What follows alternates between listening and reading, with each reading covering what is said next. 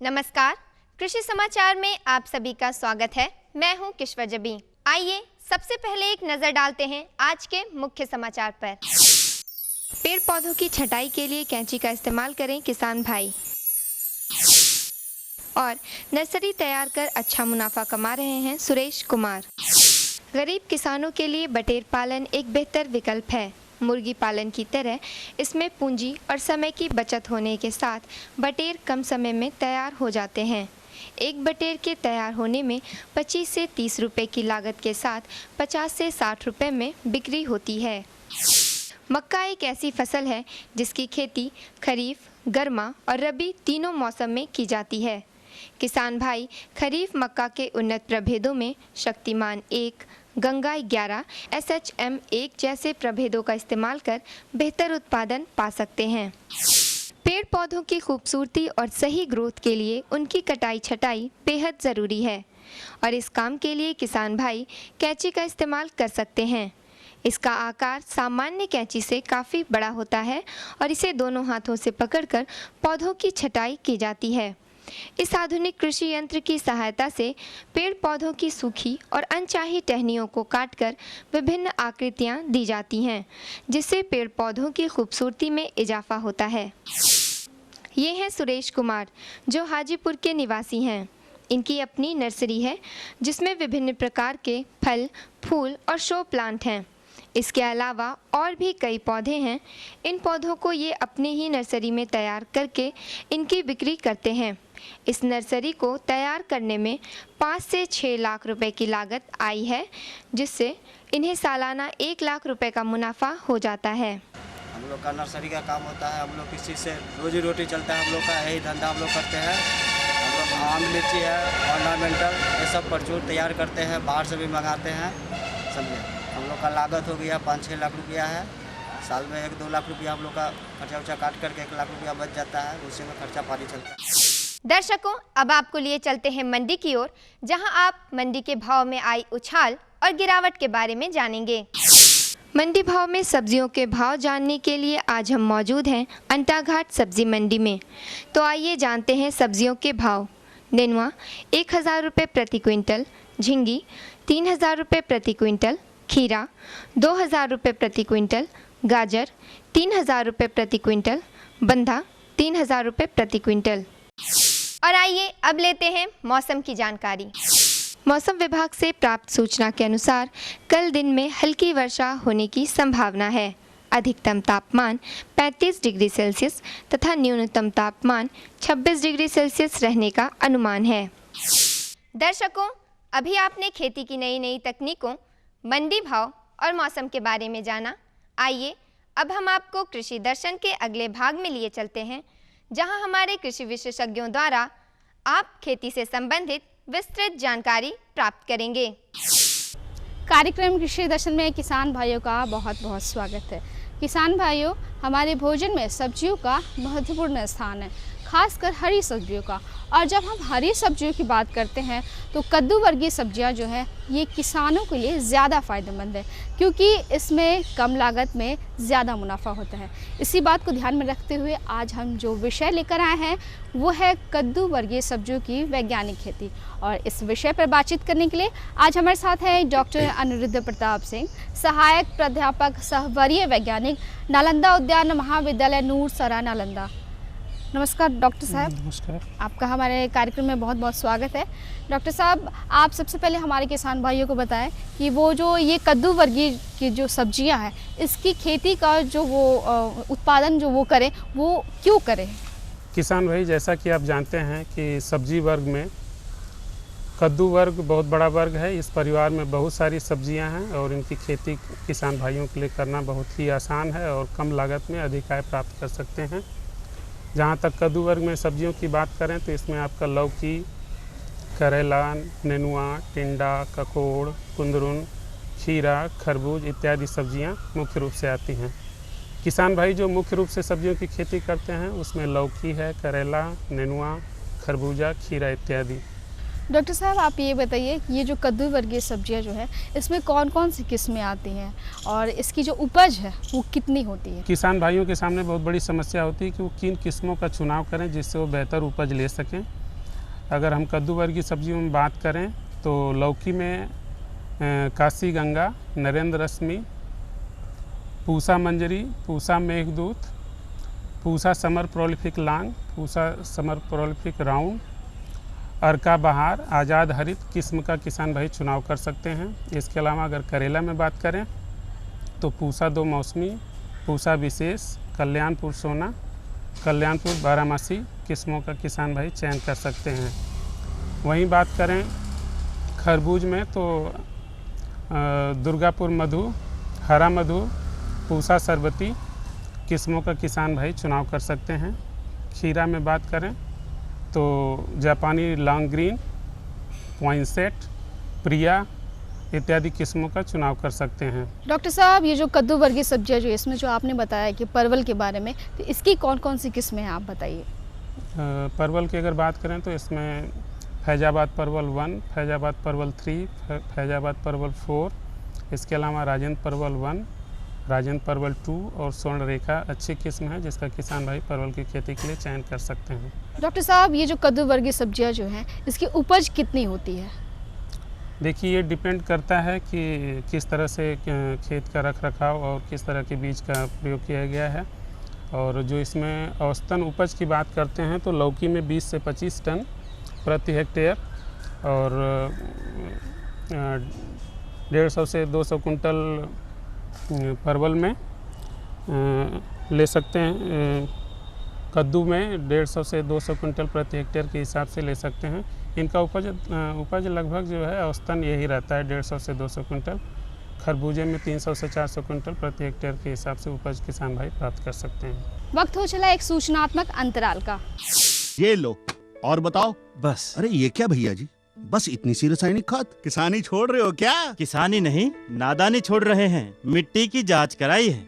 अब तो लालाजी जितनी जरूरत है उतने ही उर्वरक खेत में डालेंगे। हाँ किसान भाई आज ही अपने जिले की नजदीकी भूमि परीक्षण प्रयोगशाला में मिट्टी की जांच जरूर करवाएं और मिट्टी में पोषक तत्व, नमी व पौधे के विकास को देखते हुए केवल जरूरत के अनुसार ही पोषक तत्व डालें। और हाँ, मिट्टी में गंधक, जस्ता, बोरोन जैसे सूक्ष्म पोषक तत्वों का पता लगाना भी न भूलें। उर्वरक और जैविक खाद के सही उपयोग से भूमि का उपजाऊपन बनाए रखें, उत्पादकता बढ़ाएं, खर्चा घटाएं और बहुमूल्य विदेशी मुद्रा बचाने में भी सहयोग दें। और हाँ, धीमी गति से नाइट्रोजन उपलब्ध कराने वाले उर्वरकों जैसे नीम लेपित यूरिया को प्राथमिकता दें और यूरिया का पत्तों पर छिड़काव करें। अरे वाह, तू तो सचमुच समझदार हो गया रे। अधिक जानकारी के लिए संपर्क करें जिला कृषि अधिकारी या किसान कॉल सेंटर। साथ बोलो ए बी। अरे नादान, बच्चे को एबीसी सिखा रहा है। अरे काम धंधे की एबीसी तू कब सीखेगा? ये देख विज्ञापन। तेरे जैसे कृषि विज्ञान सीखे हुए युवाओं के लिए भारत सरकार के कृषि मंत्रालय ने एक योजना बनाई है, ACABC। ACABC? जी हाँ, ACABC यानी एग्री क्लिनिक्स और एग्री बिजनेस सेंटर। इसके तहत कृषि विज्ञान पढ़े युवाओं का चयन होने पर उन्हें मुफ्त ट्रेनिंग दी जाती है और हाँ, अपना कारोबार चलाने के लिए बैंक से लोन भी मिलता है। इसके साथ ही अगर युवा अपने इलाके के किसानों की खुशहाली के लिए उन्हें खेती बाड़ी व अपने कारोबार से जुड़ी लाभदायक जानकारी देते रहेंगे तो उन्हें लोन पर 36 से 44% तक की सब्सिडी भी मिलेगी। तब तो मैं जरूर सीखूंगा काम धंधे की ABC। शाबाश, चलो अपनाएं स्वरोजगार, खेती में हो विकास। सूचनात्मक अंतराल के बाद आपका फिर से स्वागत है। डॉक्टर साहब, कद्दू वर्गीय सब्जियां जो हैं इसको लगाने के लिए खेतों की तैयारी जो है वो कैसे करें, ये हमारे किसान भाइयों को बताएं। देखिए, कद्दू वर्गीय सब्जियों की खेत की तैयारी बड़ा अहम विषय है और अभी जो मार्केट में किसान भाई कद्दू वर्गीय सब्जियों को लेके आए हुए हैं, तो ये जायद की सब्जियां लगी हुई थी गर्मी मौसम की। अब इसके बाद साथ ही साथ ये जुलाई अगस्त में खरीफ मौसम की जो कद्दू वर्गीय सब्जियां हैं ये सारी लगाएंगे। तो इस समय जो है किसान भाइयों को मैं बताना चाहूँगा कि खेत की तैयारी करते समय 3 से 4 जुताई अच्छी तरह से करना चाहिए और खेत को समतल कर लेना चाहिए। और अंतिम जुताई के समय जो है 20 से 25 टन गोबर की खाद प्रति हेक्टेयर के हिसाब से मिलाना चाहिए। और भूमि का पीएच मान 5.5 से 7 के बीच में होना चाहिए। और बलुई दोमट मिट्टी इसके लिए उपयुक्त होता है और जल निकास की इसमें समुचित व्यवस्था होनी चाहिए कि उसमें पानी कहीं खेत में रुके ना। इस तरह के भूमि का चुनाव किसान भाई करें कि बरसात के समय में खेतों में उनके पानी न लगे। डॉक्टर साहब, बीजोपचार की जो विधि है इसको हमारे किसान भाई कैसे करें, उसमें क्या क्या सावधानी बरतें और बीजों की जो लगाने की जो प्रक्रिया है वो कितनी उनकी दूरी होनी चाहिए? किसान भाइयों, जब भी बीज हम लगाएं तो उसके पहले बीज को उपचारित करना बहुत ही आवश्यक है। जहाँ तक जिस दवा की संस्तुति की जाती है इसमें कार्बेंडाजिम 2 से 2.5 ग्राम प्रति केजी के हिसाब से बीज को उपचारित करना चाहिए। और बीज बोने के पहले जो है उसको 24 घंटा भिगो करके रखते हैं जिससे कि अंकुरण अच्छा होता है। अगर बीज को हम फफूंदनाशक दवा से उपचारित करते हैं तो फसल को उकठा रोग से हम बचाव कर सकते हैं। इसलिए किसान भाई बीज उपचार किए बिना फसल को न लगाएं। डॉक्टर साहब, जल प्रबंधन का इन वर्गों की सब्जियों में क्या महत्व है और हम कैसे करें इस? देखिए, गर्मी में तो अभी किसान भाई जो सब्जी ले रहे हैं उसमें जैसी ज़रूरत होती है उस हिसाब से सिंचाई करते हैं। 6 से 7 दिन के अंतराल पे जैसी फसल की रिक्वायरमेंट होती है उस हिसाब से जल की सिंचाई करते हैं।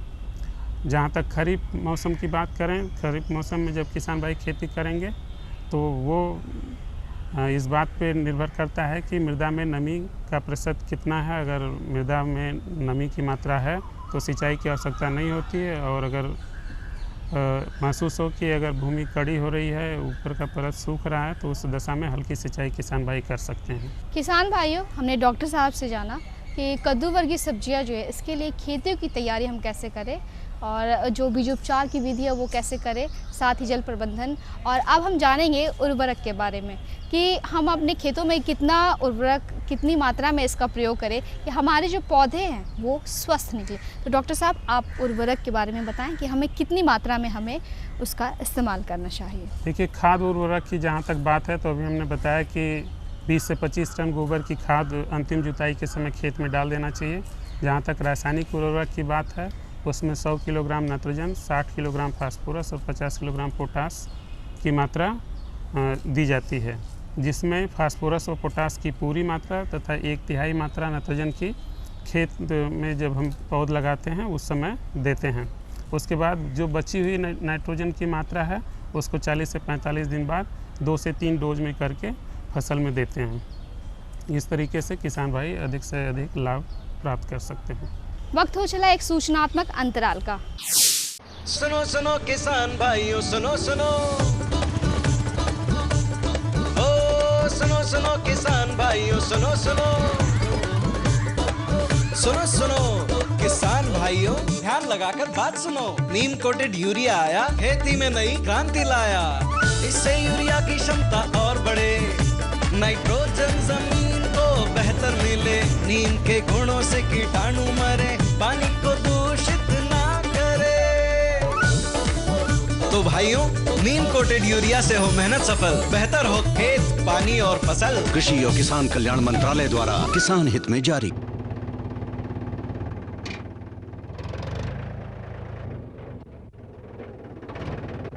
अरे हरकू वाह, बीज, कीटनाशक और आज खाद भी। अरे इतना खर्चा कहाँ से? अरे खर्च की चिंता किसे है, मेरे पास है ये किसान क्रेडिट कार्ड। कार्ड? अरे बैंकों द्वारा जारी इस कार्ड से किसान उसकी सीमा तक की रकम कभी भी बैंक से निकलवा सकता है और खेती बाड़ी की सामग्री कभी भी खरीद सकता है। कर्ज के झंझट से भी छुटकारा, और तो और बिजली के बिलों का भुगतान, डीजल इससे खरीदना और आसान हो गया है। तो हर को भैया एक कार्ड मेरे लिए भी। किसान क्रेडिट कार्ड के लिए नजदीकी बैंक से संपर्क करें और पाएं ढेर सारे लाभ। सूचनात्मक अंतराल के बाद आपका फिर से स्वागत है। डॉक्टर साहब, हमारे किसान भाइयों को बताएं कि इसके लिए हमें जो पौधे हमारे जो है उसका संरक्षण किस प्रकार किया जाना चाहिए। किसान भाइयों, जहाँ तक पौध संरक्षण की बात है तो कद्दू वर्गीय सब्जियों में जो प्रमुख बीमारी लगती है वो है डाउनी मिल्ड्यू। और इसमें होता क्या है कि पत्तियों और तने पे सफ़ेद पाउडर जैसा परत बन जाता है। इसकी रोकथाम के लिए किसान भाइयों को कार्बेंडाजिम 0.2% का 7 से 10 दिन के अंतराल पे छिड़काव करके बहुत हद तक फसल को नुकसान से बचा सकते हैं। इसके अलावा अगर कीट में बात करें तो एक सफ़ेद मक्खी लगता है। ये करता क्या है कि फल के प्रारंभिक अवस्था में फल में छेद करके फसल को ख़राब कर देता है। तो इसके बचाव के लिए किसान भाई जो है इमिडाक्लोरोपिड 0.2% का छिड़काव करके 2 से 3 छिड़काव 10 दिन के अंतराल पे करके फसल को नुकसान से बचा सकते हैं। इसके अलावा ये लाल भृंग कीट लगता है। लाल भृंग कीट क्या करता है कि जब बीज बोने के बाद उसमें नई पत्तियां निकलती हैं तो उनके कोमल भाग को खा करके उसको नुकसान करता है। तो इसके बचाव के लिए किसान भाई जो है क्विनाल्फास 0.2% का छिड़काव करके लाल भृंग कीट से फसल को नुकसान से बचा सकते हैं। इसके अलावा जो विषाणु रोग होता है कि उसमें होता क्या है कि पत्तियां छोटी छोटी और प्रारंभिक अवस्था में सिकुड़ती हैं। तो ऐसे रोग जनित पौधे को खेत से उखाड़ करके फेंक देना चाहिए या गड्ढे में दबा देना चाहिए। इसके अलावा एक सूत्रकृमि लगती है। इसके बचाव के लिए फसलों को फसल चक्र अपनाना चाहिए। फसल चक्र अपनाने में करते क्या है कि कद्दू वर्गीय सब्जियों को अगर इस साल लगाए हैं तो अगले साल जो इसमें दलहनी या तिलहनी फसल को लें। इस तरह की क्रिया करने से सूत्रकृमि से बचाव कर सकते हैं। इसके अलावा नीम प्रोडक्ट में अगर नीमागान 30 किलोग्राम प्रति हेक्टेयर के दर से अगर खेत में मिलाते हैं तो सूत्रकृमि से फसल को बचा सकते हैं। डॉक्टर साहब, कद्दू वर्गीय सब्जी की जो खेती है इस खेती के लिए आप क्या सुझाव देना चाहेंगे हमारे किसान भाइयों को? किसान भाइयों को मेरा सुझाव है कि खरीफ मौसम की खेत की तैयारी करते समय खेत की अच्छे से जुताई करें और ऐसी भूमि का चुनाव करें जहाँ पे कि पानी न लगे। ऊंची भूमि का चुनाव करना चाहिए। बीज को शोधित करके लगाएं जिससे उगठा रोग से बच सकें। समय समय पर पौधों का केयर करें और उसमें प्रारंभिक अवस्था में जो भी लक्षण दिखाई देता है रोग का उसका तुरंत वो निदान करें। अच्छे किस्मों का चुनाव करें। बीज को उपचारित करके ही खेत में लगाएं जिससे वो अधिक से अधिक मुनाफा प्राप्त कर सकें। डॉक्टर साहब, आप हमारे कार्यक्रम में आए, किसान भाइयों को इतनी ढेर सारी जानकारी दी कि कैसे हम कद्दू वर्गीय की सब्जियों की खेती करें और कैसे वो अपनी आमदनी में इजाफा पाए। इसके लिए आपका बहुत बहुत धन्यवाद। आज के इस अंक में बस इतना ही। कल हम फिर उपस्थित होंगे एक नए विषय के साथ, एक नए विशेषज्ञ के साथ और ढेर सारी जानकारियों के साथ। तब तक के लिए हमें विदा दें।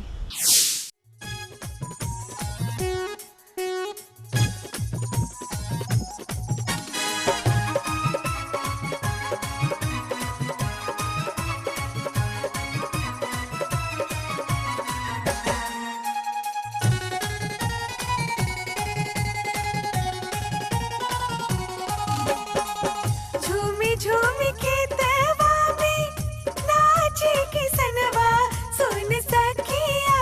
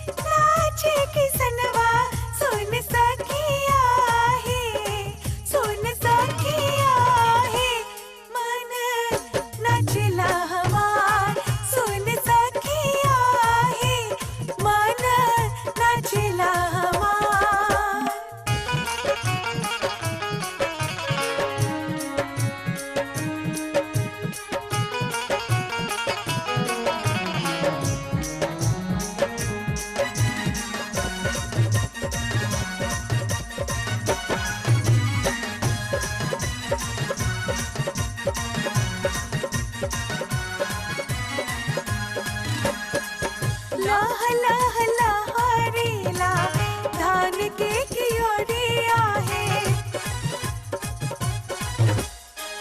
लाह लाह